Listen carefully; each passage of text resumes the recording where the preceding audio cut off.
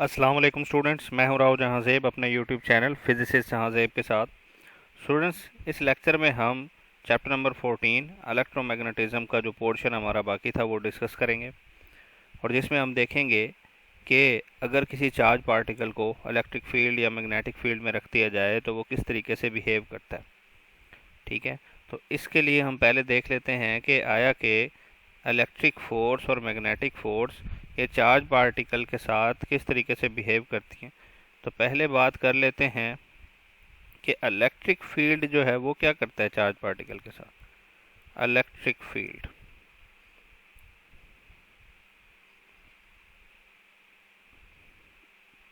Electric field क्या करता है? इलेक्ट्रिक फील्ड जो है उसके पास दो खसूसियात हैं।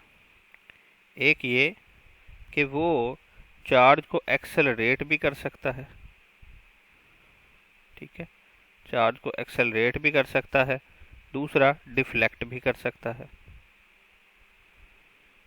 ठीक है, यानी अगर चार्ज पार्टिकल जो है वो इलेक्ट्रिक फील्ड में आ जाए तो वो एक्सेलरेट भी हो जाएगा, डी एक्सेलरेट भी हो सकता है, डिफ्लेक्ट भी हो सकता है। ठीक है, इसकी वजह से क्या हो जाता है? इसकी वजह से ये होता है, इसकी वजह से ये फ़र्क पड़ता है कि चार्ज जो है वो इलेक्ट्रिक फील्ड की मौजूदगी में उसकी एनर्जी भी चेंज हो सकती है। ठीक है, उसके साथ साथ उसकी स्पीड भी चेंज हो सकती है, उसके साथ साथ उसकी काइनेटिक एनर्जी भी चेंज हो सकती है। कैन चेंज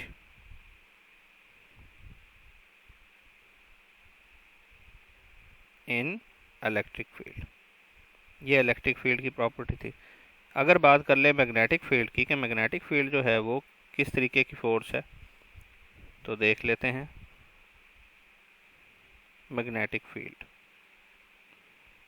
मैग्नेटिक फील्ड की मौजूदगी में चार्ज पार्टिकल किस तरीके से बिहेव करेगा, उस पर फोर्स लगेगी नहीं लगेगी, किस तरह की लगेगी, वर्क डन होगा या नहीं होगा। ठीक है, तो यहाँ पे हम देख लेते हैं कि चार्ज पार्टिकल अगर मैग्नेटिक फील्ड में मौजूद है तो मैग्नेटिक फील्ड जो है वो सिर्फ और सिर्फ क्या करता है? चार्ज पार्टिकल को डिफ्लेक्ट कर सकता है, डिफ्लेक्ट करेगा, एक्सेलरेट नहीं कर सकता। चार्ज पार्टिकल की स्पीड, काइनेटिक एनर्जी, वेलोसिटी को नहीं बदल सकता, ओनली डिफ्लेक्ट कर सकता है। ठीक है, तो मैग्नेटिक फोर्स जो है वो सिर्फ डिफ्लेक्टिंग फोर्स है, और मैग्नेटिक फोर्स की वजह से वर्क डन जो है वो ज़ीरो होता है। Work done due to magnetic force, work done due to magnetic force is zero. ये वर्क डन नहीं करती क्योंकि ये डिफ्लेक्ट करती है, सिर्फ और सिर्फ डिफ्लेक्टिंग फोर्स है, एक्सेलरेट या डी एक्सेलरेट नहीं कर सकती। अब हम देख लेते हैं कि चार्ज पार्टिकल का इलेक्ट्रिक फील्ड की मौजूदगी में क्या पाथ होगा। पाथ इन इलेक्ट्रिक फील्ड, ये देख लेते हैं। तो पहला केस डिस्कस करते हैं। मैं आपके सामने डायग्राम बना रहा हूँ, ज़रा देखें। फ़र्ज़ कर लें ये दो चार्ज्ड प्लेट्स हैं। ठीक है, इसके ऊपर जो है वो पॉजिटिव चार्ज डिस्ट्रीब्यूटेड है, इसके ऊपर जो है वो नेगेटिव चार्ज डिस्ट्रीब्यूटेड है। तो अगर एक चार्ज पार्टिकल को दरमियान में रिलीज़ किया जाए, पहले तो आप देख लेना कि डायरेक्शन क्या है इलेक्ट्रिक फील्ड की। ये इलेक्ट्रिक फील्ड की डायरेक्शन है फ्रॉम पॉजिटिव टू नेगेटिव। और अगर एक चार्ज पार्टिकल, और कौन सा चार्ज पार्टिकल जी? पॉजिटिव, उसको यहाँ पे रिलीज़ किया जाए तो क्या होगा? रिलीज्ड फ्रीली, यहाँ लिख देते हैं रिलीज्ड फ्रीली। अगर इसको यहाँ पे फ्रीली रिलीज़ किया जाए तो क्या क्या होगा जी? ये काइनेटिक एनर्जी गेन करेगा, काइनेटिक एनर्जी गेन करेगा क्योंकि नेगेटिव चार्ज की तरफ जा रहा है, और along the direction of electric field move करेगा, यानी इसकी जो वेलोसिटी है वो पैरेलल टू इलेक्ट्रिक फील्ड। ठीक है, दूसरा केस डिस्कस करते हैं जिसके अंदर हमने ये देखना है कि ये जो चार्ज पार्टिकल है अगर इसको रख दिया जाए, अगर इसको नेगेटिव चार्ज पार्टिकल हो, ये आपके सामने दो प्लेट्स हैं, उसी तरीके से अगर यहाँ पे जो चार्ज पार्टिकल है वो नेगेटिव हो, नेगेटिव को रिलीज़ कर दिया जाए फ्रीली, ये फ्रीली रिलीज़ का मतलब ये है कि यहाँ पे इस पर कोई प्रोजेक्ट ना किया जाए इसको, ठीक है, सिर्फ फ्रीली रिलीज़ कर दिया जाए, छोड़ दिया जाए, ठीक है। तो ये किस तरफ जाएगा जी? पॉजिटिव चार्ज की तरफ जाएगा, और काइनेटिक एनर्जी क्या करेगा जी? काइनेटिक एनर्जी गेन करेगा, ठीक है। और इसकी जो डायरेक्शन होगी वो किस तरफ होगी जी? अगेंस्ट द ई। इसकी जो वेलोसिटी है वो नेगेटिव ई की डायरेक्शन में होगी, अगेंस्ट द ई होगी। दो केसेस हो गए, पहला केस ये है, दूसरा केस ये है। अब हम उनकी बात कर लेते हैं। अगर हम किसी चार्ज पार्टिकल को वेलोसिटी दें, ठीक है, उसको खुद प्रोजेक्ट करें, तो उस सूरत में क्या होगा वो यहाँ पे हम देख लेते हैं। यहाँ पे हम बात करेंगे तीसरे केस की, कि अगर प्रोजेक्ट किया जा रहा हो, तो फर्ज कर लें जी ये एक प्लेट है, ये दूसरी प्लेट है, एक पे पॉजिटिव चार्ज डिस्ट्रीब्यूटेड है, एक पे नेगेटिव चार्ज है। अगर इस इलेक्ट्रिक फील्ड के दरमियान में एक चार्ज पार्टिकल यानी पॉजिटिव चार्ज पार्टिकल को प्रोजेक्ट किया जाए, प्रोजेक्टेड लिख रहा हूँ यहाँ पे, प्रोजेक्टेड। अब देखें आप पॉजिटिव चार्ज को पॉजिटिव चार्ज की तरफ ही लेके जा रहे हैं, तो जाहिर है इसकी तरफ तो रिपल्शन होगी। जब रिपल्शन होगी तो फिर क्या होगा? ये जो चार्ज पार्टिकल है, पॉजिटिव चार्ज पार्टिकल, इसकी एनर्जी जो है वो डिक्रीज होती जाएगी, काइनेटिक एनर्जी डिक्रीज होती जाएगी, और ये स्लो डाउन होता जाएगा। स्लो डाउन होता जाएगा क्यों? क्योंकि v जो है वो इसकी डिक्रीज होती जाएगी, ठीक है जी। अब बात कर लेते हैं इसके फोर्थ केस की, कि अगर इसी तरीके से नेगेटिव चार्ज पार्टिकल को प्रोजेक्ट किया जाए, और किस तरह प्रोजेक्ट किया जाए यहाँ पे मैं बता देता हूँ। ये पॉजिटिव चार्ज डिस्ट्रीब्यूटेड है, ये नेगेटिव चार्ज डिस्ट्रीब्यूटेड है, और यहाँ पे क्या किया जाए कि एक इलेक्ट्रॉन को प्रोजेक्ट किया जाए। इलेक्ट्रॉन है, इलेक्ट्रॉन को प्रोजेक्ट किया जा रहा है, यानी खुद इसको कोई ना कोई वेलोसिटी दी जा रही है। वैसे तो अगेंस्ट द इलेक्ट्रिक फील्ड नहीं मूव कर सकता ना, इसको कोई ना कोई वेलोसिटी दे रहे हैं तो मूव कर रहा है। तो ये भी क्या हो जाएगा? स्लो डाउन हो जाएगा, क्योंकि इलेक्ट्रॉन को नेगेटिव चार्ज की तरफ ही मूव कराया जा रहा है, तो इसकी वेलोसिटी भी क्या हो जाएगी जी? डिक्रीज। तो ये चंद केसेस हैं इसके, कि अगर इलेक्ट्रिक फील्ड में मूव कर रहा हो तो किस तरीके से चेंज होगा, ठीक है। तो अब देख लेते हैं कि अगर कुछ इलेक्ट्रिक फील्ड इस तरीके से अप्लाई किया गया हो, कि ये हम फिफ्थ केस इसका डिस्कस कर रहे हैं। देखें ये है इलेक्ट्रिक फील्ड, फर्ज कर लें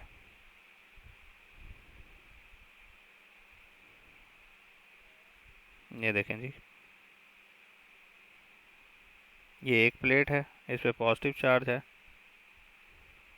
ये दूसरी प्लेट है, इस पे नेगेटिव चार्ज, ठीक है। अगर इस तरीके से हो तो आपको पता है electric field from positive to negative होता है, ठीक है। ये पॉजिटिव से नेगेटिव की तरफ जो है वो इलेक्ट्रिक फील्ड है। अगर यहाँ पे क्या किया जाए, एक चार्ज पार्टिकल को प्रोजेक्ट किया जाए इस तरीके से, ठीक है, इस तरीके से राइट साइड पे, तो होगा क्या कि चार्ज पार्टिकल नीचे की तरफ कर जाएगा मूव इस तरीके से, ठीक है। और ये कौन सा पाथ बनाएगा? पैराबोलिक पाथ, नेगेटिव की तरफ मुड़ जाएगा। और पाथ कौन सा बनाएगा जी? आपने याद रखना है, पैराबोलिक पाथ, पैराबोलिक पाथ। अब नेक्स्ट बात कर लेते हैं इसी तरीके से, छठा केस है ये हमारा, और इसके अंदर हम ऐसे ही इलेक्ट्रिक फील्ड बना रहे हैं। ये इलेक्ट्रिक फील्ड है पॉजिटिव और नेगेटिव के दरमियान। चलें, अब इसमें हमने क्या करना है, एक इलेक्ट्रॉन को प्रोजेक्ट करना है। पहले डायरेक्शन बना लेते हैं इलेक्ट्रिक फील्ड की। अब यहाँ पे एक इलेक्ट्रॉन को आप प्रोजेक्ट करना चाह रहे हैं। इलेक्ट्रॉन को प्रोजेक्ट करेंगे तो इलेक्ट्रॉन किस तरफ जाएगा आपको पता है, वो पॉजिटिव की तरफ मुड़ जाएगा। और पाथ कौन सा होगा? वही पैराबोलिक। तो पैराबोलिक पाथ में मूव करके ये किस तरफ मुड़ जाएगा जी? ये मुड़ जाएगा पॉजिटिव चार्ज वाली प्लेट की तरफ, ठीक है। ये आपने अच्छे से याद रखना है।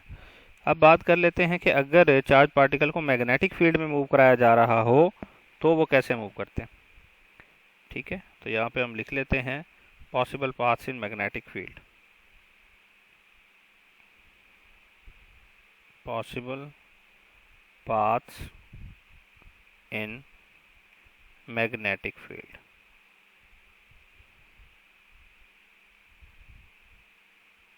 ठीक है जी, तो चले देखते हैं कि कौन कौन से पाथ जो है मैग्नेटिक फील्ड में बन सकते हैं। तो हम फर्ज कर लेते हैं कि पहले हमने magnetic field into the plane of paper जो है अप्लाई किया हुआ है। ये मैग्नेटिक फील्ड है।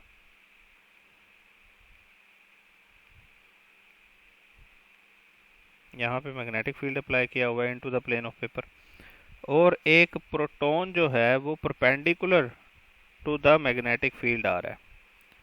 ठीक है, positive charge perpendicular to the magnetic field आ रहा है। ठीक है, तो यहाँ पे ये केस कौन सा बन गया जी? अगर velocity perpendicular to magnetic field हो तो उस सूरत में क्या होगा? अब क्या होगा जी, चार्ज पार्टिकल यहाँ पे आएगा। जैसे ही यहाँ पे आएगा तो वो क्या करेगा, राइट हैंड रूल के मुताबिक वो क्या करेगा जी, मूव करने लग जाएगा अलोंग द सर्कुलर पाथ। ठीक है जी, इस तरीके से मूव करने लग जाएगा। और ये आप देखें जी, इसकी डायरेक्शन कुछ इस तरीके से होगी, यानी एंटी क्लॉकवाइज। ठीक है, तो ये आपने अच्छे से याद रखना है। अब इस पे जो फोर्स अमल कर रही होगी वो कौन सी होगी? F is equal to force on a moving charge QVB। ठीक है, अब हम बात कर लेते हैं कि अगर चार्ज पार्टिकल जो है वो parallel to magnetic field move कर रहा हो तो फिर क्या होगा, यानी V parallel to magnetic field. तो यहाँ पे हमने क्या किया जी, मैग्नेटिक फील्ड पहले अप्लाई किया into the plane of paper उसी तरीके से।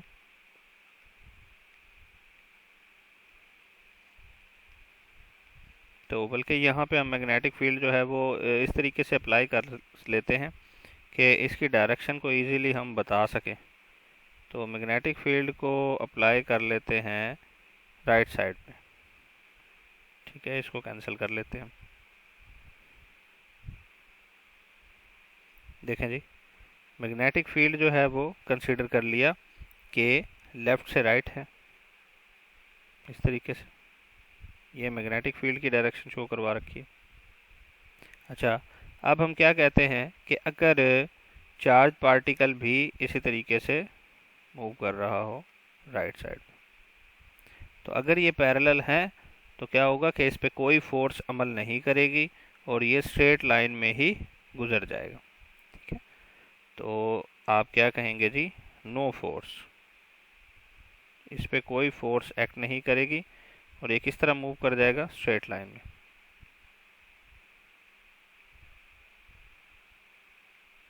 तो कोई फोर्स अमल नहीं करेगी और ये स्ट्रेट लाइन में मूव कर जाएगा। अब यहाँ पे हम एक फार्मूला डिस्कस कर लेते हैं कि जब चार्ज पार्टिकल मूव कर रहा होता है, ठीक है, तो उसमें हम क्या निकालते हैं जी, उसका जो ये जो सर्कुलर पाथ में जब ये मूव कर रहा है, जब ये परपेंडिकुलर टू मैग्नेटिक फील्ड है, तो कौन से पाथ में मूव कर रहा था जी, सर्कुलर पाथ। लिख देता हूँ यहाँ पे, सर्कुलर पाथ अडॉप्ट करता है ये जब परपेंडिकुलर टू मैग्नेटिक फील्ड आता है। तो जिस सर्कुलर पाथ में ये मूव कर रहा था, तो उस सूरत में हम ये रिलेशन देखना चाह रहे हैं कि उसका रेडियस और इसकी वेलोसिटी के दरमियान क्या रिलेशन होगा। ठीक है, तो देख लेते हैं। ठीक है जी, तो हमें पता है जी क्या होगा जी, R is equal to mv over QB। ये रिलेशन आपको बताएगा कि R और V के दरमियान क्या रिलेशन है। यहाँ से आप देख रहे हैं कि रेडियस डायरेक्टली प्रोपोर्शनल टू क्या है जी, वेलोसिटी। जितनी ज़्यादा वेलोसिटी होगी उतनी ज़्यादा रेडियस होगा, जितना ज़्यादा रेडियस होगा उतनी ज़्यादा वेलोसिटी होगी। ठीक है, यानी कि अगर आप वेलोसिटी इंक्रीज़ करते हैं तो रेडियस इंक्रीज़ करेगा, वेलोसिटी डिक्रीज़ होगी तो रेडियस भी डिक्रीज़ करेगा। तो चले नेक्स्ट पॉइंट पे चलते हैं। यहाँ पे चंद एक इम्पॉर्टेंट चीज़ें मैं आपको बता देता हूँ। देखें जी कि चंद एक इम्पॉर्टेंट चीज़ें, अगर वेलोसिटी जो है वो परपेंडिकुलर टू मैग्नेटिक फील्ड हो, यानी परपेंडिकुलर टू मैग्नेटिक फील्ड जो है वो एक चार्ज पार्टिकल आ रहा हो, तो कौन सा पाथ अडॉप्ट करेगा जी? Circular path. तो चार्ज पार्टिकल जो है वो सर्कुलर पाथ में मूव करने लग जाएगा। अगर ऐसा हो कि charge particle parallel to magnetic field हो, ये इनका रिजल्ट लिख रहा हूँ, तो वो कौन सा पाथ अडॉप्ट करेगा? Straight path. वो डिफ्लेक्ट ही नहीं होगा, स्ट्रेट लाइन में मूव करता हुआ चला जाएगा आगे। पैरेलल हो या एंटी पैरेलल हो, सेम है। अब बात यह है कि अगर वो पैरेलल भी ना हो, परपेंडिकुलर भी ना हो, उसके अलावा कोई भी एंगल हो, at any angle other than 0, ठीक है, कोई भी एंगल हो जो 0, 90, 180 ना हो, ठीक है जी, अदर देन 0, 90 एंड 180, इनके अलावा जो भी एंगल होगा अगर वेलोसिटी और मैग्नेटिक फील्ड के दरमियान, तो ये हेलिकल पाथ अडॉप्ट करेगा। यह आपने अच्छे से याद रखना है। तो अब हम मूव करते हैं अपने नेक्स्ट पॉइंट की तरफ, जो कि क्या है कि अगर इलेक्ट्रिक और मैग्नेटिक फील्ड दोनों ही अप्लाई किए हुए हों, पहले हमने इलेक्ट्रिक फील्ड का इफेक्ट देखा था, अब मैग्नेटिक फील्ड का देखा, तो अगर ये दोनों फील्ड अप्लाई किए हों तो चार्ज पार्टिकल किस तरीके से बिहेव करेगा, कैसे मूव करेगा? Region with both electric and magnetic field, ठीक है, अगर ये दोनों फील्ड्स अप्लाई किए हुए हों तो चार्ज पार्टिकल कैसे मूव करेगा? तो इसमें भी कुछ कंडीशंस आ जाती हैं कि अगर आपने इलेक्ट्रिक और मैग्नेटिक फील्ड पैरेलल डायरेक्शन में अप्लाई किए हुए हैं, कैसे जी? अभी बना के हम कर लेते हैं इसको। तो फर्ज कर लें ये एक प्लेट है पॉजिटिव, ठीक है, तो दूसरी तरफ जो है वो कंसिडर कर लेते हैं कि नेगेटिव है। अगर नेगेटिव है तो किस तरह होगा? इलेक्ट्रिक फील्ड इस तरफ होगा, ये इलेक्ट्रिक फील्ड है, दूसरी तरफ नेगेटिव है। अच्छा, और इसी डायरेक्शन में हमने क्या किया कि इसी डायरेक्शन में हमने मैग्नेटिक फील्ड अप्लाई कर लिया, ये आपका मैग्नेटिक फील्ड है, ठीक है जी। तो इस सूरत में क्या होगा कि अगर इस सूरत में एक पॉजिटिव चार्ज को रिलीज किया जाए तो वो along the electric field move करने लग जाता है और काइनेटिक एनर्जी गेन करता है सिंपली, ठीक है। तो यहाँ पे हम बता देते हैं कि अगर पॉजिटिव चार्ज को रिलीज किया जाए इस तरह के फील्ड्स में, ठीक है, तो वो क्या करता है? मूव्स अलोंग इलेक्ट्रिक फील्ड, इसी के साथ साथ क्या करता है? गेन काइनेटिक एनर्जी, पहले हम पढ़ चुके हैं ये, ठीक है। और इसके साथ हम क्या बताएंगे कि मैग्नेटिक फील्ड का इस पे कोई इफेक्ट नहीं होता, no effect of magnetic field के सूरत में जब ये दोनों फील्ड्स पैरेलल अप्लाई किए हुए हों, ठीक है। तो इसी तरीके से अगर नेगेटिव चार्ज को भी रिलीज किया जाए तो वो भी यही करेगा, ठीक है जी। तो और लेकिन उसकी जो डायरेक्शन होगी वो नेगेटिव ई की डायरेक्शन में होगी, क्योंकि यहाँ पे तो पॉजिटिव ई है ना, बस ये आपने याद रखना है, ठीक है। तो यहाँ पे मैं लिख देता हूँ बाकी सारा सेम है, बाकी सारा सेम है, same as positive charge. Negative charge के लिए बात कर रहा हूँ, नेगेटिव चार्ज जो है वो सेम एज पॉजिटिव चार्ज होगा, बाकी सारी चीज़ें सेम होगी सिवाय किसके कि moves along negative E, moves along negative E. तो ये आपने बातें याद रखनी है अच्छे से। अब नेक्स्ट बात कर लेते हैं कि अगर इलेक्ट्रिक और मैग्नेटिक फील्ड यहाँ पे परपेंडिकुलरली अप्लाई किए हों तो फिर क्या होगा? तो चले देखते हैं। Electric field perpendicular to magnetic field, यानी आपने क्या किया कि कंसीडर कर लिया आपके सामने जी एक ये चार्ज प्लेट है, ये दूसरी चार्ज प्लेट है, नेगेटिव चार्ज है इसके ऊपर, और आपने जो मैग्नेटिक फील्ड अप्लाई किया हुआ है वो into the plane of paper है, ये आपने याद रखना है। अब इसमें हम देख लेंगे चार्ज पार्टिकल की मोशन को। ठीक है, यहाँ पे मैं बता रहा हूँ बी जो है वो इनटू द पेज है, जबकि आपके पास जो इलेक्ट्रिक फील्ड है वो टॉप टू बॉटम है, टॉप टू बॉटम है। ऐसी कंडीशन हो तो आपका क्या होगा जी, अगर एक इलेक्ट्रॉन यहाँ पे मूव करता हुआ जा रहा है, फ़र्ज़ कर लें, ठीक है, एक इलेक्ट्रॉन मूव करता हुआ जा रहा है, तो उस पर किस तरीके से फोर्स लगेगी यहाँ पे देख लेते हैं। उस पर जो इलेक्ट्रिक फोर्स लगेगी वो किस तरफ लगेगी, ऊपर की तरफ, और जो मैग्नेटिक फोर्स लगेगी वो किस तरफ लगेगी जी, नीचे की तरफ। ठीक है, अब एक कंडीशन ऐसी होगी कि जिस सूरत में ये चार्ज पार्टिकल इस पे ऊपर की तरफ जितनी फोर्स लग रही होगी उतनी नीचे की तरफ लग रही होगी और ये अनडिफ्लेक्टेड यहाँ से गुजर जाएगा।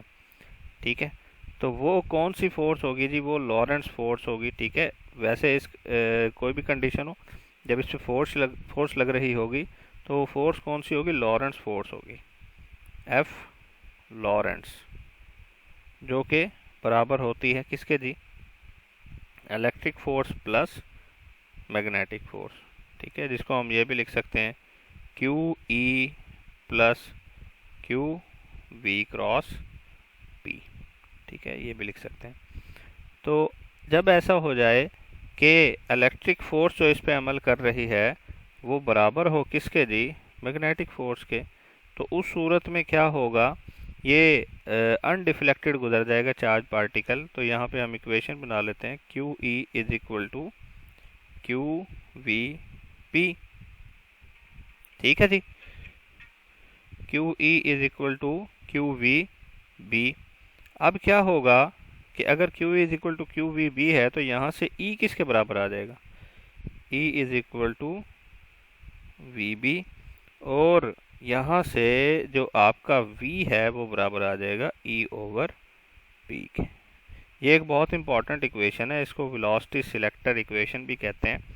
ठीक है, वेलोसिटी सिलेक्टर कौन सी वेलोसिटी, जिस पे चार्ज पार्टिकल जो है वो अनडिफ्लेक्टेड गुजर जाएगा, वेलोसिटी सिलेक्टर। ठीक है जी, ये आपने याद रखना है। तो आप क्या कहेंगे कि यहाँ से ये जो v है is equal to e over b है, और ये जो चार्ज पार्टिकल है वो अनडिफ्लेक्टेड गुजर जाएगा। ठीक है, इतनी वेलोसिटी के साथ जब इलेक्ट्रिक और मैग्नेटिक फोर्सेस जो हैं आपस में बराबर हो जाएंगे। अब चंद एक इम्पॉर्टेंट चीज़ें यहाँ पे डिस्कस कर लेते हैं जो कि किससे रिलेटेड हैं जी, जो आपके डिफरेंट रेशियोज से रिलेटेड हैं। कुछ फार्मूला जो हैं वो उनको डिस्कस करेंगे, हम देखेंगे एक चीज़ अगर सेम हो तो उसका डिफरेंट चीज़ों पे क्या इफेक्ट पड़ता है। तो अगर आप देखें तो R बराबर होता है m v over q b, m v जो है वो P के बराबर होता है P ओवर क्यू बी, और यहाँ से P की जगह square root of 2m e over q b.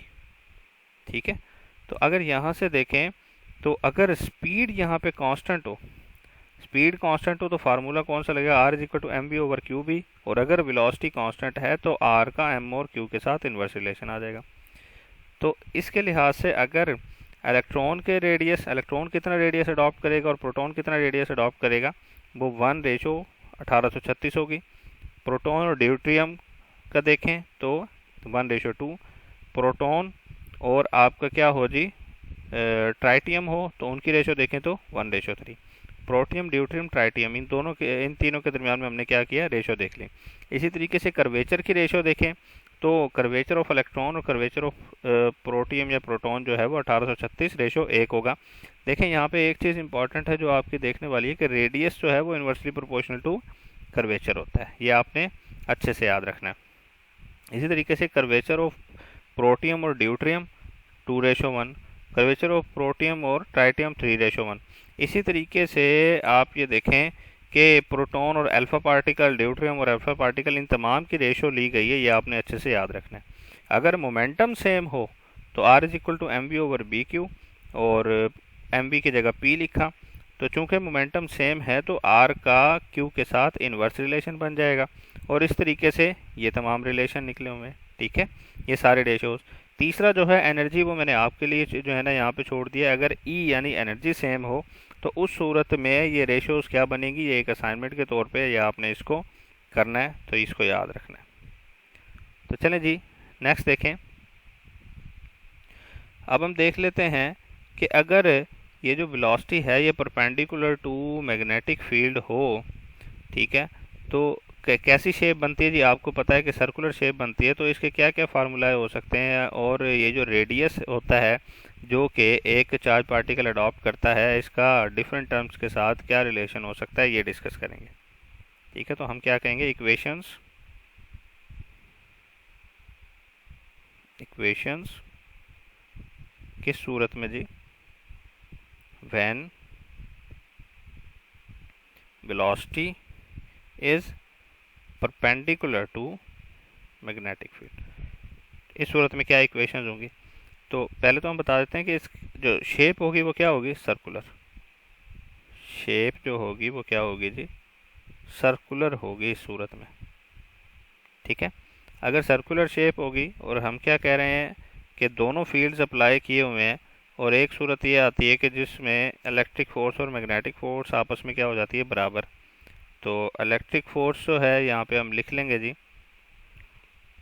ठीक है, हमने एक फार्मूला बताया था, mv²/r इज इक्वल टू क्या होगा जी, qv। ठीक है, यहाँ से क्या बराबर आ जाएगा जी कि mv/r is equal to qb। ठीक है, तो यहाँ से हम क्या करेंगे, r की वैल्यू निकाल सकते हैं, r is equal to mv/qb। ये इंपॉर्टेंट रिलेशन है, इसी से सारे बनते हैं। तो mv की जगह अगर आप p लिख दें तो p/qb, और p की जगह अगर आप लिख दें 2me या 2em लिख दें ओवर qb। ठीक है जी, अब देखें मुख्तलिफ टर्म्स का क्या रिलेशन है r के साथ, तो वो हम देख लेते हैं। हाँ जी, तवज्जो करें, r का अगर आप इसी रिलेशन में देखें तो डायरेक्ट रिलेशन है मास के साथ, ठीक है, और डायरेक्ट रिलेशन है स्पीड के साथ, और डायरेक्ट रिलेशन है मोमेंटम के साथ, और डायरेक्ट रिलेशन है स्क्वायर रूट ऑफ एनर्जी के साथ। अब देख लेते हैं इन्वर्स रिलेशन किसके साथ, किस चीज़ के साथ है। आर का जो इन्वर्स रिलेशन है वो है क्यू के साथ, और इसी तरह इन्वर्स रिलेशन है किसके साथ जी, पी के साथ। तो ये चीज़ें आपने अच्छे से याद रखनी है। ठीक है, अब बात करें कि इसके टाइम पीरियड की, जो वो सर्कुलर पाथ अडॉप्ट करता है, वो सर्कुलर पाथ का जो टाइम पीरियड है वो कितना होता है। तो टाइम पीरियड देख लेते हैं, टाइम पीरियड, चलें जी देखते हैं टाइम पीरियड कितना होता है। टाइम पीरियड बराबर होता है 2πm/qb के। ठीक है, तो ये रिलेशन आपने टाइम पीरियड का अच्छे से याद रखना है। ठीक है, तो आप ये देखें जी, अगर ऐसा हो कि दो आइडेंटिकल पार्टिकल्स हों और वो सेम यूनिफॉर्म मैग्नेटिक फील्ड में जो है वो उनको प्रोजेक्ट किया जाए, तो उनका जो टाइम पीरियड ऑफ रेवोल्यूशन है वो कांस्टेंट रहता है। ठीक है, तो यहाँ पे मैं बता देता हूँ, if two particles are identical, कोई से भी charge particles, two particles are identical, अगर ये आइडेंटिकल हो, ठीक है, तो क्या होगा, और यूनिफॉर्म मैग्नेटिक फील्ड में इनको एंटर कर दिया जाए, ठीक है, तो क्या होगा, उनका जो टाइम पीरियड है ऑफ रेवोल्यूशन वो क्या रहेगा, कांस्टेंट रहेगा। बाकी आपके सामने क्या है जी, फार्मूला लिख दिया गया है। तो चलें जी नेक्स्ट देखते हैं क्या है। देखिए जी, हमारे पास जो नेक्स्ट चीज़ है वो चार्ज टू मास रेशो है। चार्ज टू मास रेशो के डिफरेंट फार्मूलाए को डिस्कस करेंगे हम। तो चलें देखते हैं। E/m रेशो भी कहते हैं इसको, और इसी के साथ साथ चार्ज टू मास रेशो भी कहते हैं। चार्ज टू मास रेशो, जब चार्ज पार्टिकल जो है वो मैग्नेटिक फील्ड में मूव कर रहा होता है, ठीक है, तो हम देखते हैं अगर वो परपेंडिकुलरली जा रहा है मैग्नेटिक फील्ड के, तो वो सर्कुलर पाथ जो है वो अडॉप्ट कर लेता है। ठीक है, तो वो जो सर्कुलर पाथ अडॉप्ट करता है वो किस वजह से करता है, क्योंकि उसे एक सेंट्रीपिटल फोर्स वहाँ पे मिल रही होती है, और वो सेंट्रीपिटल फोर्स कौन जो है ना वो दे रहा होता है, मैग्नेटिक फोर्स। ठीक है, तो यहाँ से क्या होता है, यहाँ से हम फार्मूला कैलकुलेट कर सकते हैं कि सेंट्रीपिटल फोर्स जो है वो कौन प्रोवाइड कर रही है जी, मैग्नेटिक फोर्स। मैग्नेटिक फोर्स की वजह से ही वो जो है वो बेंड हो रहा है ना। तो आप क्या कहेंगे जी, M V square over R is equal to E V B. Q V B की जगह ई वी बी लिख रहे हैं क्योंकि इलेक्ट्रॉन की बात कर रहे हैं। तो यहाँ से ई बाय एम जो है वो बराबर आ जाएगी वी ओवर वी आर के। एक तो ये फार्मूला है आपका चार्ज टू मास रेशो का। अगर ऐसा हो वो वेलोसिटी सिलेक्टर से मूव कर रहा हो, यानी v is equal to e over b से अगर वो मूव कर रहा हो, ठीक है, और अगर आपकी ये जो वेलोसिटी है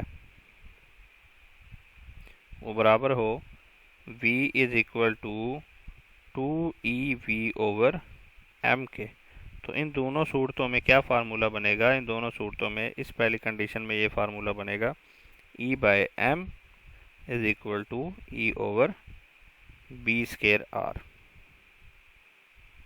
ठीक है, और अगर आप देखें दूसरी कंडीशन, तो इस दूसरी कंडीशन में क्या फार्मूला बनेगा जी, E by M is equal to 2v over B square R square. दूसरी कंडीशन में ये फार्मूला बनेगा। ठीक है, तो आपने इलेक्ट्रॉन, प्रोटॉन, ड्यूट्रियम, ट्राइटियम, इन सब की चार्ज टू मास रेशो आपने मालूम कर लेनी है। वो मैं यहाँ पे आपको जो है लिख भी देता हूँ।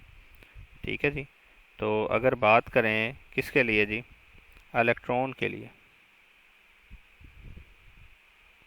इलेक्ट्रॉन की जो चार्ज टू मास रेशो है ई बाय एम वो बराबर होती है 1.75 multiply 10 raise to power 11 coulomb per kilogram. और बात करें अगर प्रोटॉन की,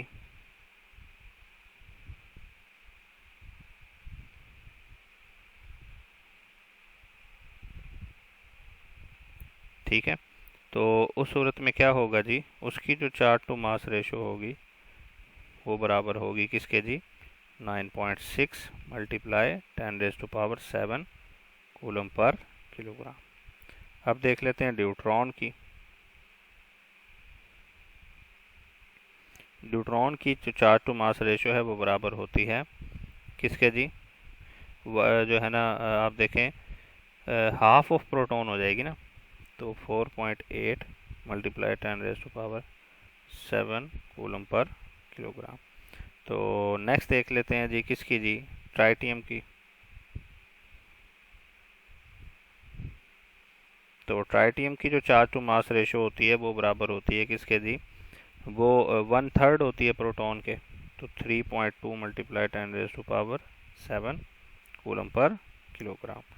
ठीक है, अगर बात करें जी हीलियम की, हीलियम या अल्फा पार्टिकल की, तो वो बराबर होती है 4.8 multiply 10 raise to power 7 coulomb per kilogram. अब इनकी रेशियोज़ आपने निकाल के देख लेनी है। इस तरह के सवालात आपके जो है वो पेपर्स में आते हैं। ठीक है, तो ये था बच्चे हमारा आज का लेक्चर। तो इसके हवाले से अगर कोई सवालात हो तो आप हमसे कर सकते हैं। नेक्स्ट वीडियो तक के लिए अल्लाह हाफ़िज़।